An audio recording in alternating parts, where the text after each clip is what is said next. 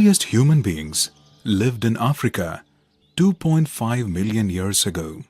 Since then, the human species have populated different parts of the world. In India, antiquity of human beings goes back to 1.5 million years before present. He must have traversed different parts of the Indian subcontinent by then. Thus, cultural history of Shivamogga region also commences from the lower stages of the Stone Age, technically known as the Lower Paleolithic Age. The human history is divided into 3 ages from the technological angle, that is, Stone Age, Bronze Age, and Iron Age. Stone Age is further divided into Paleolithic, Mesolithic, and Neolithic. This entire span of human past is termed as prehistory. ಹಿಂದೆ 19ನೇ ಶತಮಾನದ ಕೊನೆಯ ಭಾಗದಲ್ಲಿ ಒಬ್ಬ British ಭೂವಿಜ್ಞಾನಿ Robert Bruce foot ಎನ್ನುವರು ಈ ಪ್ರದೇಶದೆಲ್ಲ ತಿರುಗಾಡಿದ್ದಾರೆ. ಅವರು ದಕ್ಷಿಣ ಭಾರತ ಮತ್ತು ಪಶ್ಚಿಮ ಭಾರತ ಇವೆರಡೂ ಪ್ರದೇಶಗಳನ್ನು ಕೂಲಂಕಷವಾಗಿ ಭೂವಿಜ್ಞಾನ ದೃಷ್ಟಿಯಿಂದ ಪರಿಶೀಲನೆ ಮಾಡಿದರು. ಅವರನ್ನು ದ ಫಾದರ್ ಆಫ್ ಇಂಡಿಯನ್ ಪ್ರಿಹಿಸ್ಟ್ರಿ ಅಂತ ನಮ್ಮಲ್ಲಿ ಹೇಳುವ ವಾಡಿಕೆ. ಅಷ್ಟು ಒಳ್ಳೆಯ ಕೆಲಸ ಮಾಡಿದ್ದಾರೆ. ಅದೇ ವ್ಯಕ್ತಿ ಈ ಕುಂಸೀಮ ಪ್ರದೇಶದಲ್ಲಿ ಅವರು ಸರ್ವೇಕ್ಷಣೆ ಮಾಡೋ ಕಾಲದಲ್ಲಿ ಇಲ್ಲೂ ಕೂಡ ಹಳೆ ಶಿಲಾಗದ ಅವಶೇಷಗಳು ದೊರೆತು. ಅಂದರೆ ಸುಮಾರು ಇತ್ತೀಚಿನ ವರ್ಷಗಳಲ್ಲಿ ಅಂದರೆ 1960ರಿಂದ ಈಚೆಗೆ ಶಿವಮೊಗ್ಗ ಜಿಲ್ಲಾ ಪ್ರದೇಶದಲ್ಲೂ ಕೂಡ ಇಂಥ ಶೋಧನೆಗಳು ಪ್ರಾರಂಭವಾದವು. At BRP, one can see the remains of a fascinating chapter of early man's past. Recent discoveries of several Paleolithic sites in the BR project stand testimony for early man's activities in this region.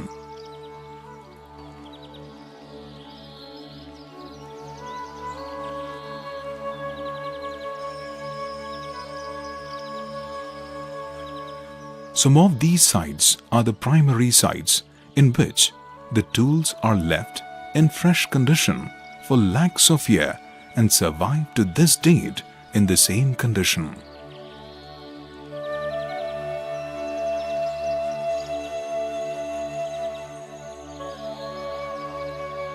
The stone tools prepared out of raw material collected from the riverbed or the dike formations are discovered from Bhadra Reservoir area.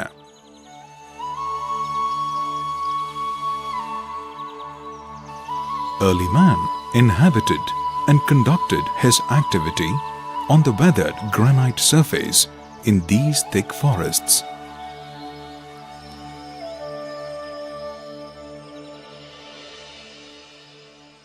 Since then, these sites have been buried under the geological beds at around 12 inches depth.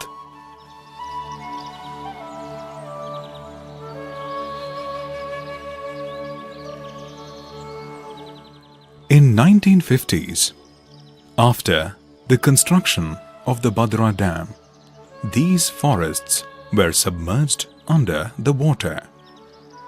This caused a large-scale inundation of the land surface, exposing the Paleolithic sites once again to the sun when waters receded in the summer.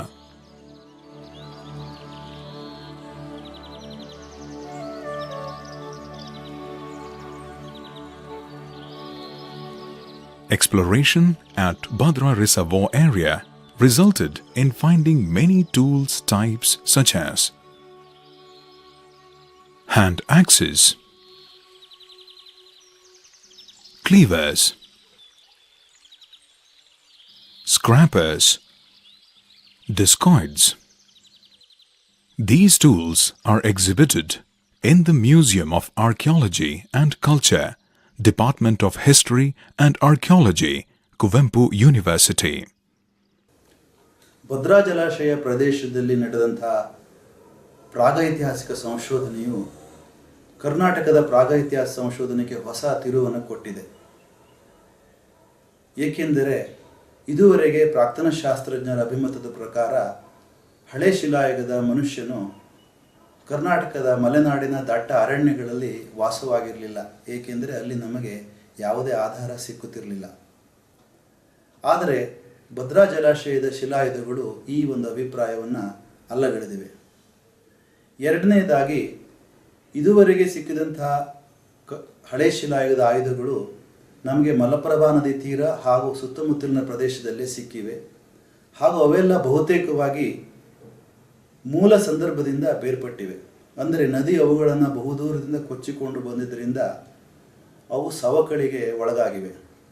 ಆದರೆ ಭದ್ರಾ ಜಲಾಶಯದಲ್ಲಿ ಸಿಕ್ಕಿದಂತಹ ಶಿಲಾಯುಧಗಳು ಮನುಷ್ಯನ ಚಟುವಟಿಕೆಯ ಮೂಲ ಸಂದರ್ಭದಲ್ಲಿ, ಅಂದರೆ ಮನುಷ್ಯ ಕಾರ್ಯನಿರ್ವಹಿಸ್ತಾ ಇದ್ದಂಥ ಜಾಗದಲ್ಲೇ ಸಿಕ್ಕಿರುವುದರಿಂದ ಅವನ ಜೀವನ ವಿಧಾನವನ್ನು ತಿಳ್ಕೊಳ್ಳಲಿಕ್ಕೆ ಅತ್ಯಂತ ಮಹತ್ವದ ಆಧಾರಗಳಾಗಿವೆ. ಈ ಎರಡು ದೃಷ್ಟಿಯಿಂದ ಭದ್ರಾ ಜಲಾಶಯದ ಶಿಲಾಯುಧಗಳು ಅತ್ಯಂತ ಮಹತ್ವಪೂರ್ಣದವು ಅಂತ ಹೇಳಬಹುದು. Till Neolithic age, the early man subsisted on hunting and food gathering economy. He wandered through different terrains and took shelter in natural caverns and rock shelters. However, somewhere between 10,000 to 5,000 years ago, man mastered the art of domestication of animals and agriculture. He started a settled life or semi-nomadic life, built huts, learned to make pottery, beads and ornaments. The tools of this period were polished axes, ring stones and microliths.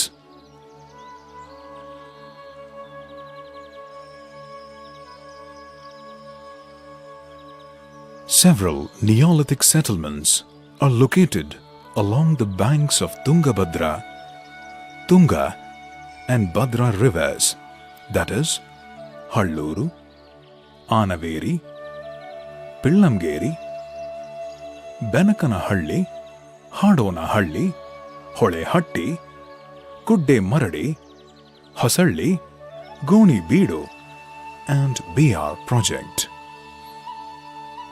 Many Neolithic sites are also located in the interior Malenadu region in Sagara, Hosanagara and Tirthahalli taluks, testifying the infiltration of the early farming cultures in the deep Malenadu by them. The Neolithic man also has left abundant rock arts and the form of paintings, engravings and brushings. Some such sites are Benakanahalli, Holaluru and Mrigavade. ಈಗ ನಮಗೆ ಎಷ್ಟೋ ಕಡೆಯಲ್ಲಿ ಪ್ರಾಗಿತಿಹಾಸ ಕಾಲದ ವರ್ಣಚಿತ್ರಗಳು ಸಿಕ್ಕಿವೆ. ಇದೇ ಶಿವಮೊಗ್ಗ ಜಿಲ್ಲೆ ಪ್ರದೇಶದಲ್ಲಿ ನಮಗೆ ಇದೇ ಹೊಳೆಹಟ್ಟಿ, ಹೊಳಲೂರು ಈ ಪ್ರದೇಶೆಲ್ಲ ಕಲ್ಲಿನ ಬಂಡೆ ಮೇಲೆ ರೇಖಾಚಿತ್ರ ಬಿಡಿಸಿದ್ದು ನಾವು ನೋಡ್ತೇವೆ. ನಾನಾ ಪ್ರಕಾರದ ಪ್ರಾಣಿ ಚಿತ್ರಗಳನ್ನು ಬಿಡಿಸಿದ್ದು ನಾವು ನೋಡ್ತೇವೆ. ತುಂಬ ಇವೆ ಅಲ್ಲೆಲ್ಲ. ಶಿವಮೊಗ್ಗ ನಗರದ ಹರಕೆರೆ ಗ್ರಾಮದ ದಿಂದ ನಾವು ನದಿ ಕಡೆ ಹೋದರೆ ಅಲ್ಲಿ ಒಂದು ಬಂಡೆ ಮೇಲೆ ಒಂದು ಗೂಳಿ ಚಿತ್ರ ಇದೆ. ಇದೇ ಹರಕೆರೆಯಲ್ಲಿ ಹೀಗೆಲ್ಲ ಇದೆ. ಅಂದರೆ ಅವನು ಚಿತ್ರ ಬರೀಬೇಕಾದ್ರೆ ಆ ಪ್ರಾಣಿಯನ್ನು ಅವನು ಚೆನ್ನಾಗಿ ನೋಡಿರಲೇಬೇಕು. ನೋಡಿ ಆ ಆಕಾರವನ್ನು ಗ್ರಹಿಸಿ ಅದಕ್ಕೆ ಬೇಕಾದ ಬಣ್ಣವನ್ನು ತಯಾರು ಮಾಡಿಕೊಂಡು ಆ ಬಣ್ಣದ ಚಿತ್ರವನ್ನು ತೆಗೆದಿದ್ದಾನೆ. ಆ ಬಣ್ಣದ ಚಿತ್ರಗಳು ಇವತ್ತಿಗೂ ಉಳಿದು ಬಂದಿದೆ. ಅವಳ ಕಾಲಮಾನ ಸುಮಾರು 10,000ರಿಂದ 30,000 ವರ್ಷಗಳ ಹಿಂದಿನವು. A Neolithic axe from Hasudi, a village near the Shivamogga city, is engraved with an animal and a hunter. ಸುಮಾರು 3,200 ವರ್ಷಗಳ ಹಿಂದೆ ಶಿವಮೊಗ್ಗದ ಪ್ರದೇಶದಲ್ಲಿ ಕಬ್ಬಿಣದ ತಂತ್ರಜ್ಞಾನದಲ್ಲಿ ಪರಿಣತಿಯುಳ್ಳಂತಹ ಜನ ಕಾಣಿಸ್ಕೊಳ್ತಾರೆ. ಇವರನ್ನು ಬೃಹಶಿಲಾ ಸಮಾಧಿ ಯುಗದ ಜನರು ಅಂತ ಹೇಳ್ತಾರೆ. ಏಕೆಂದರೆ ಇವರು ತಮ್ಮ ಸಮಾಧಿಯನ್ನು ದೊಡ್ಡ ದೊಡ್ಡ ಕಲ್ಲುಗಳಿಂದ ಮಾಡ್ತಿದ್ರು. ಅವುಗಳಲ್ಲಿ ಕಲ್ಲಿನ ಕೋಣೆಗಳು, ಕಲ್ಲಿನ ವರ್ತುಳಗಳು ಅಥವಾ ಓರೆಯಾಗಿ ನಿಲ್ಲಿಸಿದಂಥ ದೊಡ್ಡ ದೊಡ್ಡ ಕಲ್ಲಿನ ಹಲೆಗಳು ಕಂಡು ಬರ್ತವೆ. ಇಂಥ ಜನರ ಸಮಾಧಿಯಲ್ಲಿ ನಮಗೆ ಕಪ್ಪು ಮಡಿಕೆಗಳು, ಕೆಂಪು ಬಣ್ಣದ ಮಡಿಕೆಗಳು ಸಿಗ್ತವೆ. ಇಂಥ ಸಮಾಧಿಗಳು ಮಲೆನಾಡಿನ ಭಾಗದಲ್ಲೂ ಕಾಣಿಸಿಕೊಳ್ತವೆ. Stone chambers are found along the Tungabhadra river in the places like Komaranahalli, Anaveri and Kammaragatta. Rows of stone slabs belonging to the megalithic people are found in places like Nilasakallu, Bhaise, Hosanagara and Lingadahalli in the deep Malenadu. Shivamogga ನಗರದ ಇಂದ ಸುಮಾರು 2 kilometre ದೂರ ಗುಡ್ಡೇಮರಡಿ ಇಂದಿನ ಸೂಳೆಬೈಲು. ಆ ಪ್ರದೇಶದಲ್ಲಿ ನಾನು ಆ ಪ್ರದೇಶದಲ್ಲಿ ಸುತ್ತಾಡ್ತಿರುವಾಗ 1960ರಲ್ಲಿ ಪ್ರಥಮವಾಗಿ ನೂತನ ಶಿಲಾಗ ಅಂತ ನಾವೇನು ಕರಿತೀವಿ ಆ ಶಿಲಾಗದ ಅವಶೇಷಗಳು ಕಂಡುಬಂದವು. ಅಷ್ಟೇ ಅಲ್ಲ, ಆ ಪ್ರದೇಶದಲ್ಲಿ ಅಲ್ಲಿ ಇಲ್ಲಿ ಸುಮಾರು 2-3 ನಿಲ್ಲಿಸು ಕಲ್ಲುಗಳಿದ್ದವು. ಪ್ರಾಗಿತಿಹಾಸ ಅಧ್ಯಯನದಲ್ಲಿ ಈ ನಿಲ್ಲಿಸು ಕಲ್ಲುಗಳು ಒಂದು ಕಾಲದಲ್ಲಿ ಒಂದು ಜನಾಂಗದ ಜನಸಮುದಾಯದ ಸಮಾಧಿಗಳವೆಲ್ಲ. ಇಂತೂ ಭಾಳ ಹೆಚ್ಚಿನ ಸಂಖ್ಯೆಯಲ್ಲಿ ಹಳೆ ನಗರದ ಹತ್ತಿರ ನಿಲ್ಲಿಸುಕಲ್ಲು ಅಂತ ಒಂದು ಊರಿದೆ. ಅಲ್ಲಿ ಸುಮಾರು 20ಕ್ಕೂ ಹೆಚ್ಚು ಇಂಥ ನಿಲ್ಲಿಸುಕಲ್ಲುಗಳಿವೆ. ಇತ್ತೀಚೆಗೆ ನನ್ನ ಸರ್ವೇಕ್ಷಣೆದರ ಹತ್ತಿರ ಬೈಸೆ ಗ್ರಾಮ, ಹಾಗೆ ಹೇರಗಲ್, ಅದು ರಾಮಚಂದ್ರಾಪುರ ಮಠದ ಹತ್ತಿರ ಇದೆ, ಹಾಗೂ ಇನ್ನೊಂದು ಮುರುಂಬ, ಈ ಎಲ್ಲ ಪ್ರದೇಶಗಳು ಇಂಥ ನಿಲ್ಲಿಸುಕಲ್ಲುಗಳು ಸಿಕ್ಕಿವೆ. ಆದ್ದರಿಂದ ಅವೆಲ್ಲೂ ಕೂಡ ನಾವು ಕಂಡಂತೆ ಅಧ್ಯಯನದಲ್ಲಿ ಕಂಡಂತೆ ಬೃಹಶಿಲಾ ಕಬ್ಬಿಣ ಯುಗದ ಬೃಹಶಿಲಾ ಸಂಸ್ಕೃತಿ ಅವಶೇಷಗಳು.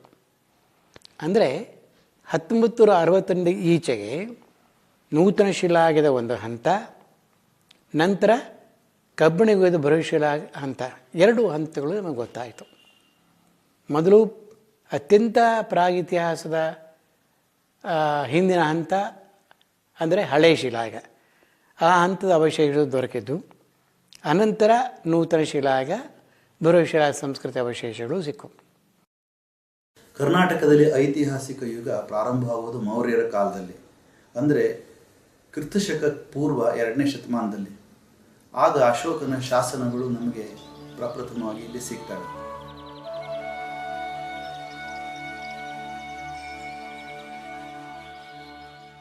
ನಂತರ ಮೌರ್ಯರ ಸಾಮ್ರಾಜ್ಯದ ವಿಘಟನೆಯ ನಂತರ ಶಾತವಾಹನರ ಸಾಮ್ರಾಜ್ಯ ದಕ್ಷಿಣದಲ್ಲಿ ಉದಯವಾಯಿತು.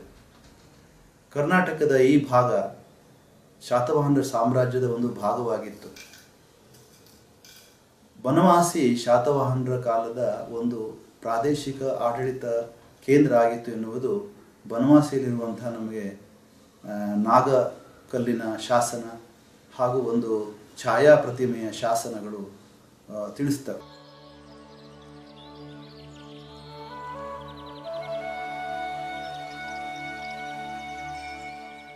ಕರ್ನಾಟಕವನ್ನು ಆಳಿದಂಥ ಮೊಟ್ಟ ಮೊದಲನೇ ಕನ್ನಡ ರಾಜವಂಶ ಅಂತಂದರೆ ಕದಂಬರು. ಇವರು ಬನವಾಸಿಯಿಂದ ಆಳ್ವಿಕೆ ನಡೆಸಿದ್ದು ಕಂಡುಬರುತ್ತದೆ. ಇವರ ಕಾಲದ ಕುರಿತು ನಮಗೆ ಬಹಳಷ್ಟು ಪ್ರಾಕ್ತನ ಶಾಸ್ತ್ರೀಯ ಆಧಾರಗಳು ಸಿಗುವುದಿಲ್ಲ. ಕಾರಣ ಅಂದರೆ ಇವರು ತಮ್ಮ ದೇವಾಲಯಗಳನ್ನು ಇಟ್ಟಿಗೆಯಲ್ಲಿ ಕಟ್ತಾ ಇದ್ದರು. ಆದರೆ ಕೆಲವೊಂದು ಶಾಸನಗಳು, ಉದಾಹರಣೆಗೆ ತಾಳಗುಂದದ ಕಲ್ಲಿನ ಸ್ತಂಭ ಶಾಸನ ಹಾಗೂ ಕೆಲವೊಂದು ಕಡೆ ಲಿಂಗಗಳು, ಬನವಾಸಿಯಲ್ಲಿ ಮತ್ತು ಕುಪಟೂರಿನ ಕೋಟೇಶ್ವರ ದೇವಸ್ಥಾನದ ಲಿಂಗಗಳು ಇದಕ್ಕೆ ಉದಾಹರಣೆ. ಇಂಥ ಕೆಲವೊಂದು ಅಪರೂಪದ ಉದಾಹರಣೆಗಳು ಕದಂಬ ಕಾಲದ ಒಂದು ಆಧಾರವಾಗಿ ನಮಗೆ ಇಂದು ಕಂಡು ಬರ್ತವೆ. The Talagunda Prashasti of Kadamba king Kakutsa Varman is a beautifully composed Sanskrit kavya by a poet called Kubja. This Prashasti, for the first time, provides the origin account of the Kadambas. Kadambas built irrigation tanks also. In Gudnapura, 4 km west to Banavasi, a huge tank was built, and the Kadamba king Ravi Varma built a palace complex on its banks. This site has been excavated and the remains of brick structures are exposed. ಕದಂಬರು ಕೇವಲ ಘಟ್ಟದ ಮೇಲಿನ ಪ್ರದೇಶದಲ್ಲಿ ಒಂದೇ ಅಲ್ಲ, ಘಟ್ಟದ ಕೆಳಗಿನ ಪ್ರದೇಶದಲ್ಲೂ ಕೂಡ ತಮ್ಮ ಒಂದು ಸ್ವಾಮ್ಯವನ್ನು ಹೊಂದಿದ್ದರು. ಇಲ್ಲಿ ಭಾರತ ಮತ್ತು ರೋಮ್ ದೇಶಗಳ ನಡುವಿನ ವ್ಯಾಪಾರದ ಕಾಲದಲ್ಲಿ ಅತ್ಯಂತ ಪ್ರಮುಖವಾದ ಒಂದು ಕೇಂದ್ರವಾಗಿ ಹೈಗುಂದ ಅಂತ ಒಂದು ಸ್ಥಳ ಹುಟ್ಟಿಕೊಳ್ಳುತ್ತೆ. ಈ ಸ್ಥಳ ಶರಾವತಿ ನದಿಯಲ್ಲಿ ಒಂದು ದ್ವೀಪದ ರೂಪದಲ್ಲಿದೆ. ಈ ಪ್ರದೇಶದಲ್ಲೆಲ್ಲ ಕದಂಬರ ಅನೇಕ ತಾಮ್ರ ಶಾಸನಗಳು ಸಿಕ್ಕಿದ್ದಾವೆ. ಹಾಗೂ ಇಲ್ಲಿನ ಪ್ರಾಕ್ತನ ಶಾಸ್ತ್ರೀಯ ಅವಶೇಷಗಳು ನಮಗೆ ತಿಳಿಸುವ ಪ್ರಕಾರ ಹೈಗುಂದ ಒಂದು ಪ್ರಾದೇಶಿಕ ಒಂದು ಆಡಳಿತ ಕೇಂದ್ರವಾಗಿತ್ತು ಮತ್ತು ವಾಣಿಜ್ಯ ಕೇಂದ್ರ ಕೂಡ ಆಗಿತ್ತು. ಹೈಗುಂದದಲ್ಲಿ ಇದಕ್ಕೆ ಸಾಕ್ಷಿಯಾಗಿ ನಮಗೆ ಆ ಕಾಲದ ಕೋಟೆ, ಒಂದು ಯಕ್ಷ ಪ್ರತಿಮೆ, ಬೌದ್ಧ ವಿಗ್ರಹಗಳು ಹಾಗೂ ಕೆಲವೊಂದು ಇತರ ವಿಗ್ರಹಗಳು ಮತ್ತು ಇಟ್ಟಿಗೆಯ ಕಟ್ಟಡಗಳು ನಮಗೆ ಇಂದಿಗೂ ಕೂಡ ಕಾಣಲಿಕ್ಕೆ ಸಿಗ್ತವೆ. A Yaksha statue and remains of a brick shrine of the 2nd century and few Buddha statues of the same period survive to this date as a testimony to it.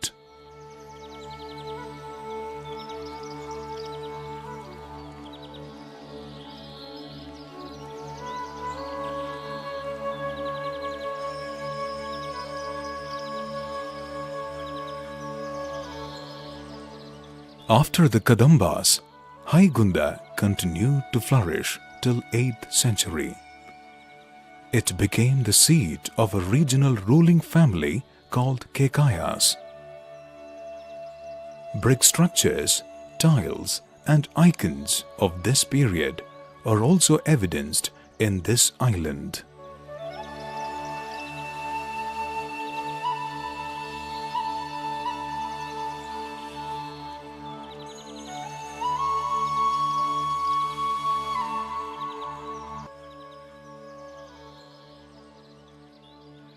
The Gangas of Talakadu held sway over the southern part of the Shivamogga region.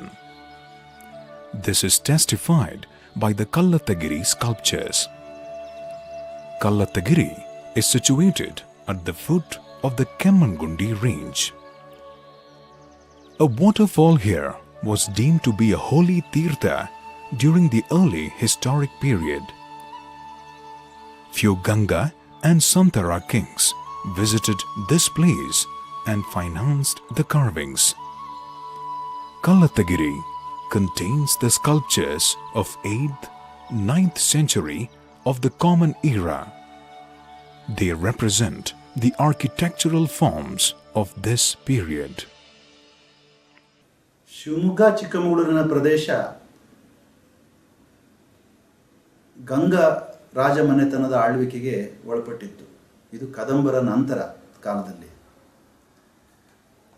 ಅಷ್ಟರ ನಂತರ ಶಿವಮೊಗ್ಗದ ಪ್ರದೇಶದಲ್ಲೇನೆ ಮಲೆನಾಡಿನಲ್ಲಿ ಸಾಂತರರು ಅಂತ ಒಂದು ಪ್ರಾದೇಶಿಕ ರಾಜಮನೆತನ ತುಂಬ ಪ್ರಬಲವಾಗಿ ಆಳ್ವಿಕೆ ನಡೆಸಿದ್ದು ಕಂಡುಬರುತ್ತೆ.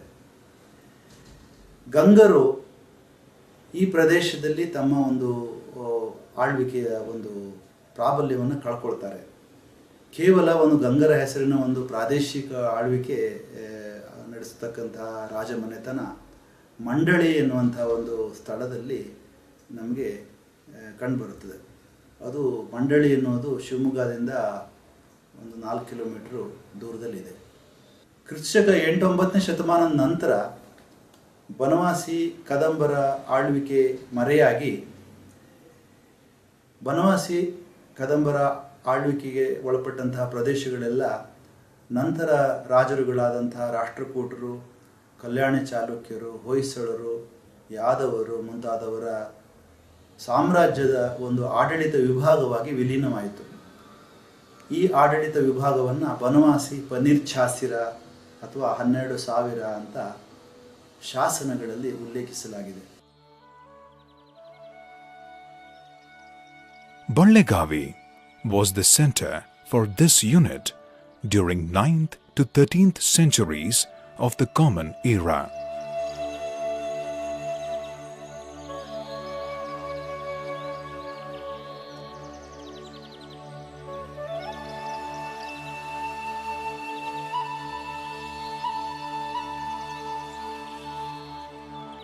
ಹದಿನಾರನೇ ಶತಮಾನ ನಂತರ ಕರ್ನಾಟಕದಲ್ಲಿ ನಾಯಕರು ಮತ್ತು ಪಾಳೆಗಾರರ ಆಳ್ವಿಕೆ ಪ್ರಾರಂಭ ಆಗುತ್ತೆ. ಇದು ವಿಜಯನಗರದ ಅವನತಿಯ ನಂತರದ ಕಥೆ. ಶಿವಮೊಗ್ಗದ ಪ್ರದೇಶದಲ್ಲೂ ಕೂಡ ಕೆಳದಿಯ ನಾಯಕರು ಹಾಗೂ ಸಂತೆಬೆನ್ನೂರಿನ ನಾಯಕರು ತಮ್ಮ ಆಳ್ವಿಕೆಯನ್ನು ನಡೆಸಿದ್ದು ಕಂಡುಬರುತ್ತೆ. ಈ ಪ್ರದೇಶದಲ್ಲಿ 8ನೇ ಶತಮಾನದಿಂದ 16ನೇ ಶತಮಾನದವರೆಗೆ ಅನೇಕ ದೇವಾಲಯಗಳನ್ನು, ಕೆರೆಗಳನ್ನು ಕಟ್ಟಿಸಿದ್ದು ಕಂಡುಬರುತ್ತೆ. ಈ ದೇವಾಲಯಗಳು ಮತ್ತು ಕೆರೆಗಳು ಈ ಪ್ರದೇಶದಲ್ಲಿ ಬದಲಾಗ್ತಾ ಇದ್ದಂತಹ ಕಲಾ ಶೈಲಿಯನ್ನು ನಮಗೆ ಅದರ ಕುರಿತು ಒಂದು ಕಲ್ಪನೆಯನ್ನು ಕೊಡುತ್ತವೆ.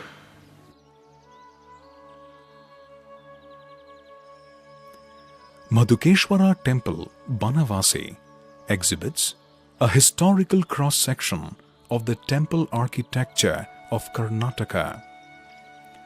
Madhukeshwara Temple at Banavasi was renovated from time to time.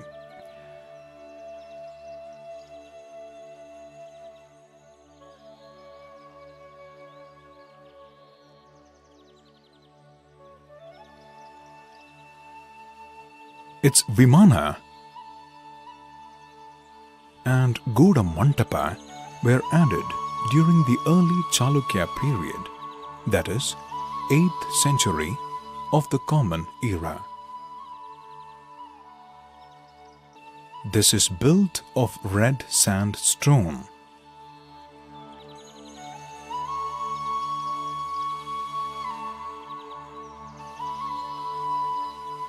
And this Vimana is the sole surviving example of the early Chalukyan architecture in this region. Typical early Chalukyan features such as closed Pradakshina Patha,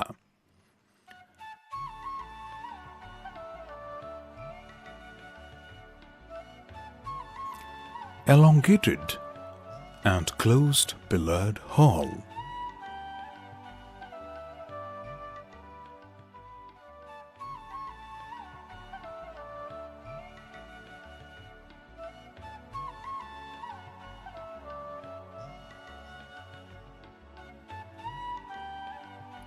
Vimana wall, grilled windows, and stepped pyramidal shikhara appear prominently in this structure. And an entrance porch were added to this structure in 11th century. This is in late Chalukyan style and built of chloritic soapstone.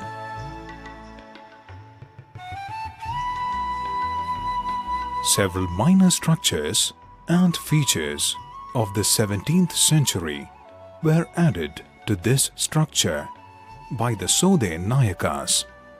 The marvelous Vasanta Ritu Asthana Mantapa was presented by Raghunatha Nayaka of Sode to the Lord Madhukeshwara in 1628.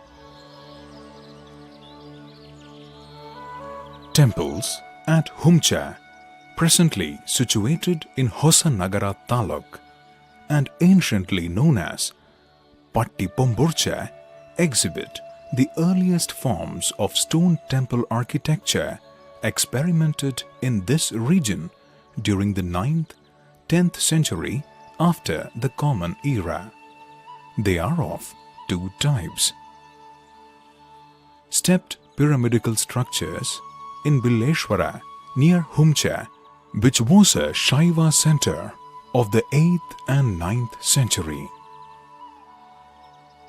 Dravida Vimana, with a single story consisting of miniature shala and kuta forms and a shikara over it. These forms are to be seen in a temple in Panchakuta Basadi complex and Kammateshwara temple.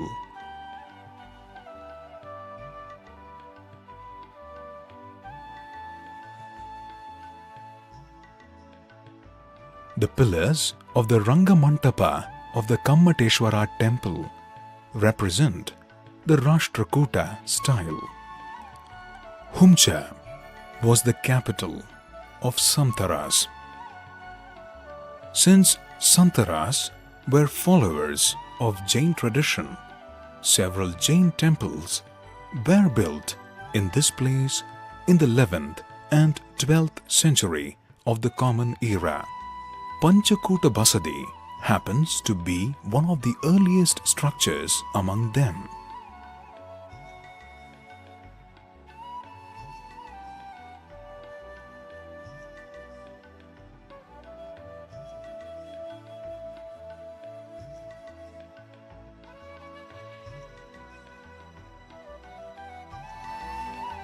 The Kammatopasarga images in Parshvanatha Basadi signify the cult of Parshvanatha.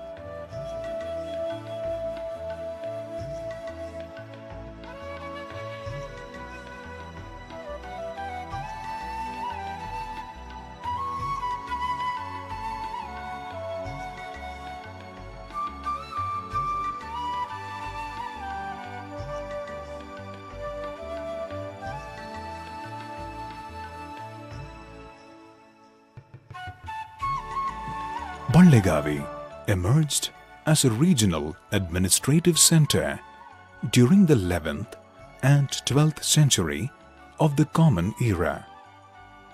This also gained prominence as a center of peaceful coexistence of different traditions like Shaivas, Vaishnavas, Bauddhas and Jainas, who got built several temples at this place.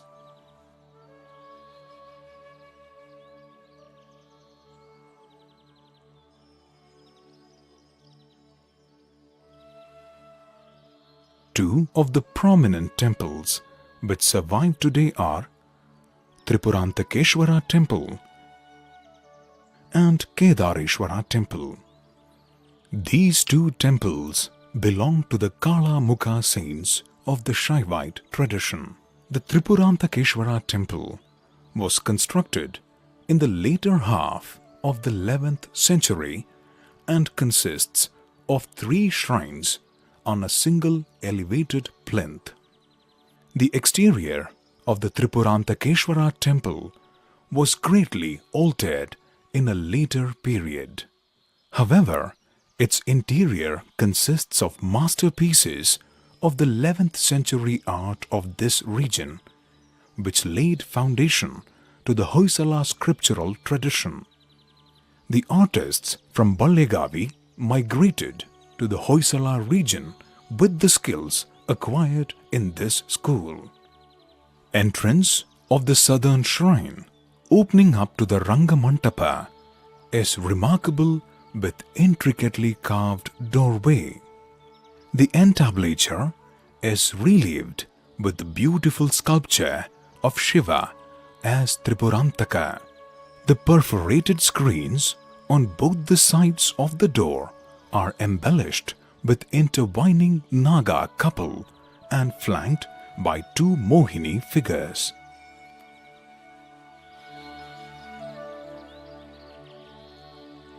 The entrance of the Rangamantapa has an intricately carved doorway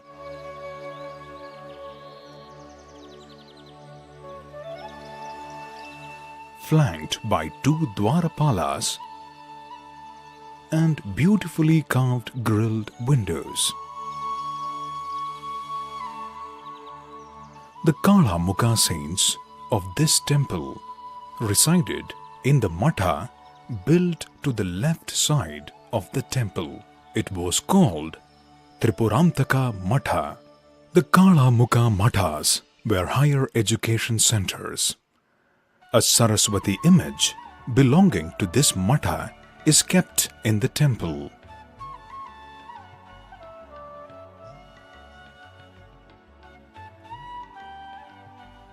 Kedareshwara Temple is a triple shrined structure consisting of intricately carved late Chalukyan Vimanas and superstructures of the late 12th century.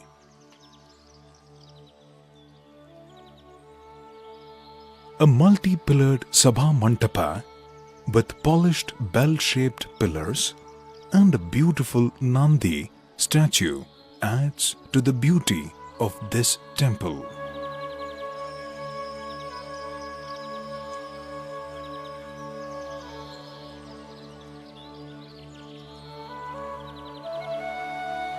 A Kalamukha Matha called Kodiya Matha was based at Kedareshwara temple.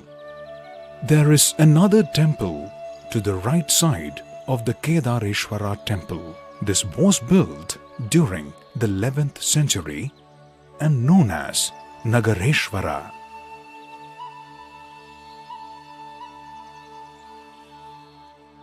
The Kotishwara or Kaitabeshwara temple at Kuppaturu is another masterpiece of architecture of the late Chalukyan period. The antiquity of this temple dates back to the Kadamba period. The present structure was built during the later half of the 12th century. This was also a seat of Kalamukha line of saints. It consists of a late Chalukyan Vimana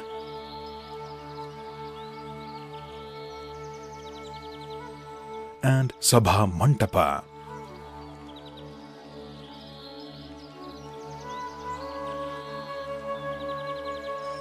Late Chalukya and Hoysala periods witnessed a crystallization of different temple forms in Karnataka. Shivamogga and the surrounding regions also stand testimony for this development.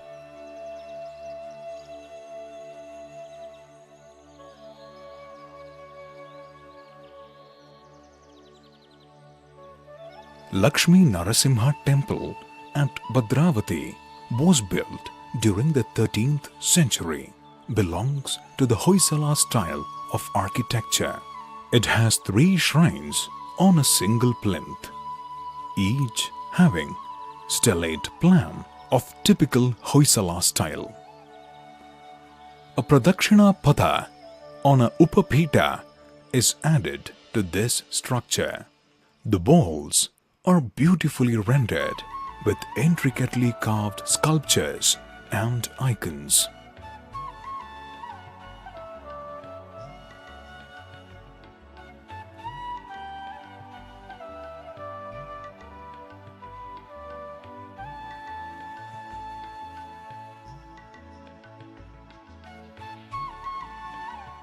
Amriteshwara temple was constructed by one Amrita Dandanayaka during the reign of Hoysala Veeraballala II in 13th century. This temple consists of a Vimana of the late Chalukyan variety, a closed Rangamantapa and an open Sabha Mantapa. The exterior part from plinth to pinnacle is embellished with rich carvings.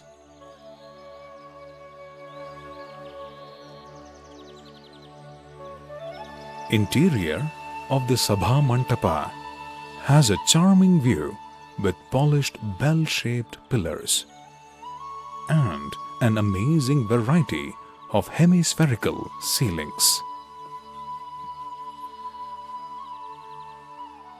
The Ramayana and Krishnavatara stories are carved on the parapet walls of the Sabha Mantapa. The architects of the Chalukya Hoysala period were experts in reproducing all the existing forms of architecture prevalent in India. An inscription in Kotishwara temple states that the architects have embellished the temple walls with the Vimana forms like Nagara and Dravida. A superficial glance of the temple walls of either this temple or other temples of this period will perfectly convince a viewer of the caliber of these architects.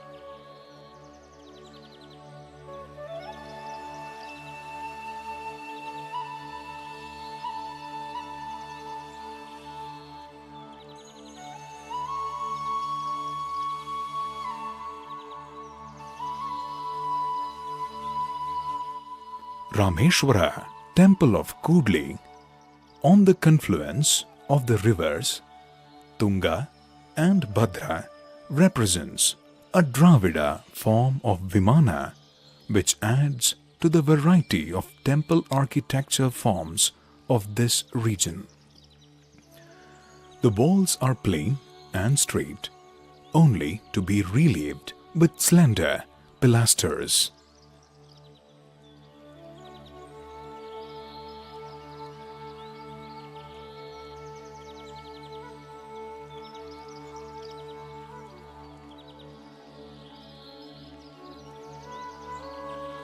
Vijayanagara rulers developed Araga in the present Tirthahalli Taluk as an administrative center.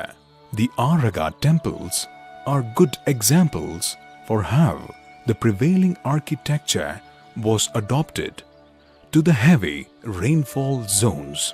The temples are covered with gable roofs prepared out of stone slabs and the mantapas with walls. Thus emerges a distinct style suited for the Malenadu region.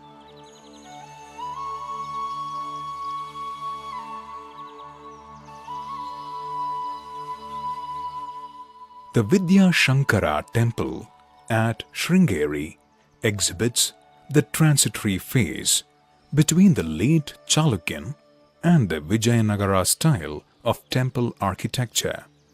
This is one of the most beautiful temples of Karnataka and stands testimony for the innovative genius of the Karnataka architects. Here, the temple is elliptical and stellate in plan.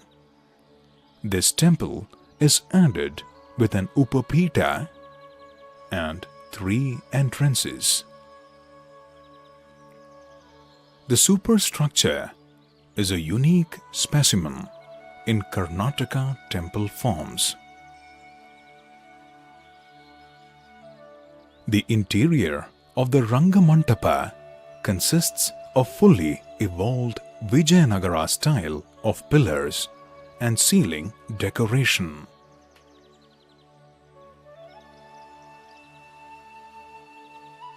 The pillars have composite shafts with vyalas on one of their sides and above them a projecting bracket with a lotus pendant.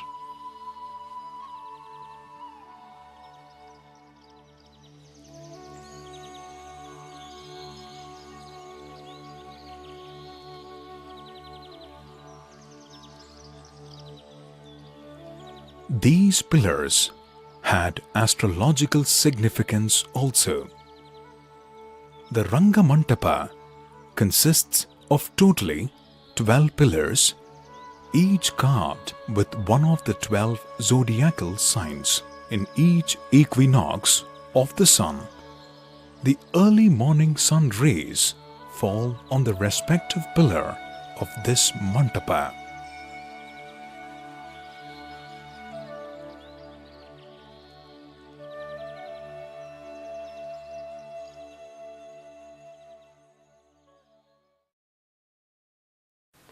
ಭಾರತದ ಚರಿತ್ರೆಯಲ್ಲಿ ಕೆಳದಿ ಇತಿಹಾಸ ಬಹಳ ಪ್ರಮುಖವಾದ್ದು. ಸಣ್ಣ ಪ್ರಾಂತದಿಂದಲೇ ಅವರು ಬೆಳೀತಾ ಬೆಳೀತಾ ಬೆಳೀತಾ ದೊಡ್ಡದಾಯಿತು. ಚೌಡಪ್ಪ ನಾಯಕ ನಂತರ ಸದಾಶಿವ ನಾಯಕ, ಸದಾಶಿವ ನಾಯಕ ನಂತರ ದೊಡ್ಡ ಶಂಕರ ನಾಯಕ, ದೊಡ್ಡ ಶಂಕರ ನಾಯಕ ನಂತರ ಚಿಕ್ಕ ಶಂಕರ ನಾಯಕ, ಅಲ್ಲಿಂದ ರಾಮರಾಜ ನಾಯಕ, ಅಲ್ಲಿಂದ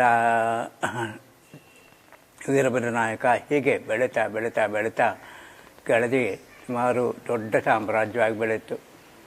ಆ ಸಾಮ್ರಾಜ್ಯವಾಗಿ ಬೆಳೆದು ಕೆಳದಿ ಅರಸರು ಧರ್ಮ ಸಮನ್ವಯತೆಯಲ್ಲಿ ಬಹಳ ಹೆಚ್ಚಿನ ಪಾತ್ರ ವಹಿಸಿದವರು. ಇವರ ರಾಜ್ಯಭಾರ ಬಹಳ ಪ್ರಾಮುಖ್ಯವಾದ ಇತಿಹಾಸ.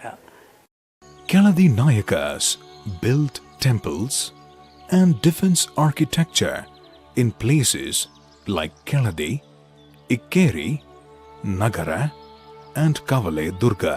Keladi was the initial capital of the Nayakas. The Keladi Rameshwara temple, built in the early 16th century, is in a regional style which is nothing but a modified Chalukya temple form.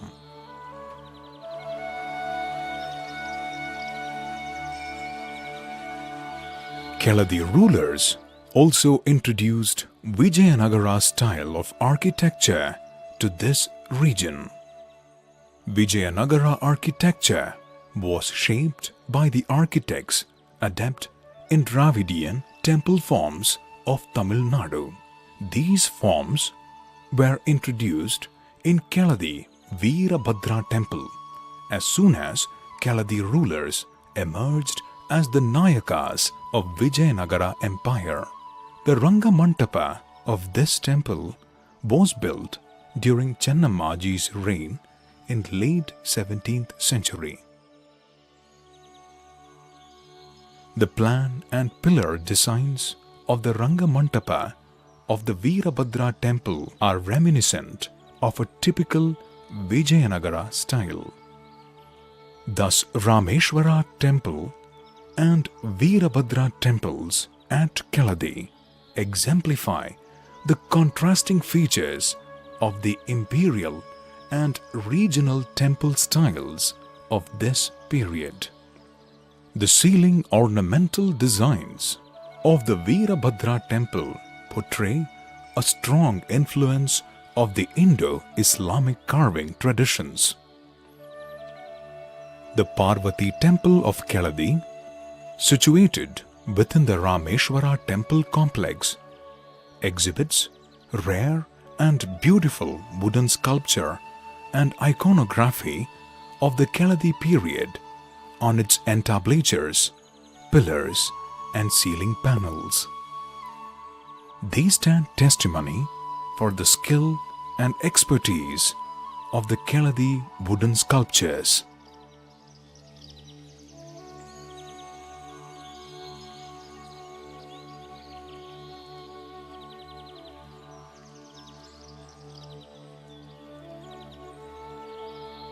Ikkeri was the second capital of the Keladi Nayakas for 125 years till the early 17th century. Aghoreshwara temple at Ikkeri is a magnificent structure on a high plinth. This structure was built by Dodda Sankanna Nayaka in mid-16th century.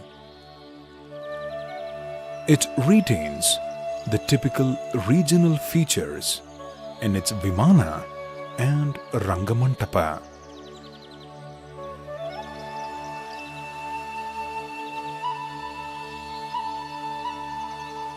New elements borrowed from the northern Indo-Islamic architecture are profusely applied to this temple and the adjacent Nandi Mantapa and Parvati temple towards the end of 17th century. The arc designs of grilled windows of the Rangamantapa of Aghoreshwara temple, the arch doorway of the Parvati temple, and the Kangura and minarets on parapets of the roofs exhibit the Indo-Islamic features.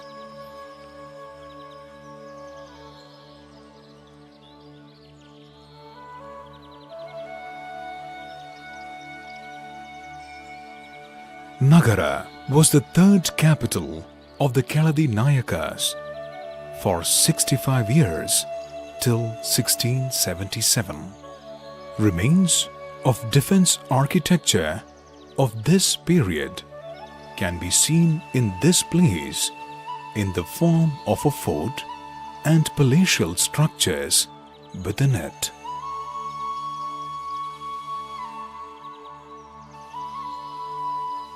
The Shikara of Nilakanteshwara temple at Nagara, which was probably built towards the close of the 17th century or 18th century, exhibits a strong influence of a Bijapur dome.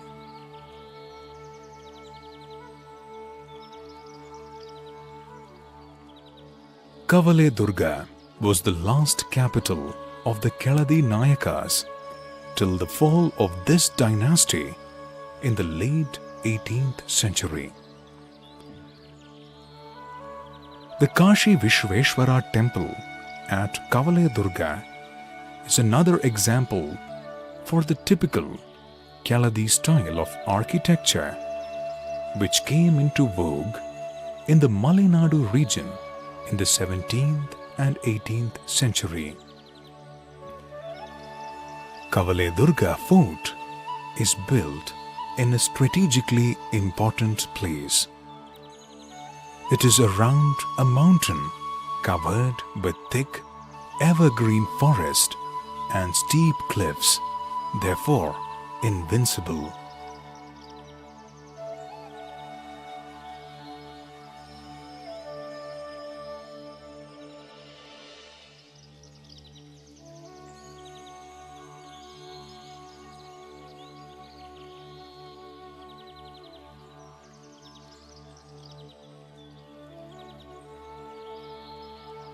There are many rounds of fort walls provided with bastions, gates, watch towers,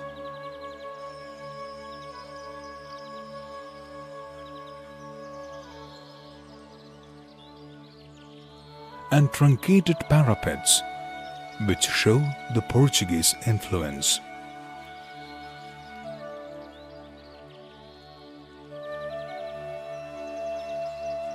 Kavale Durga Fort is provided with 4 such gates. Remains of a huge palace complex have been unearthed by the Archaeological Survey Department within the fortification.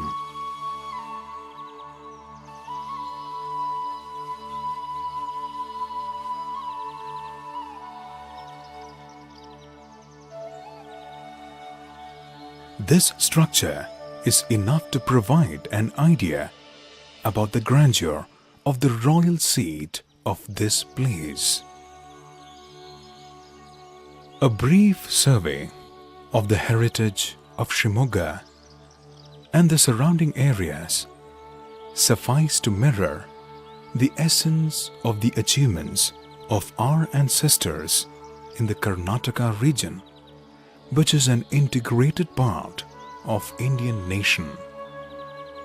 Our great national leaders praised our culture as unity in diversity. This survey testifies that local environment and situations can render a unique expression of this diversity as well.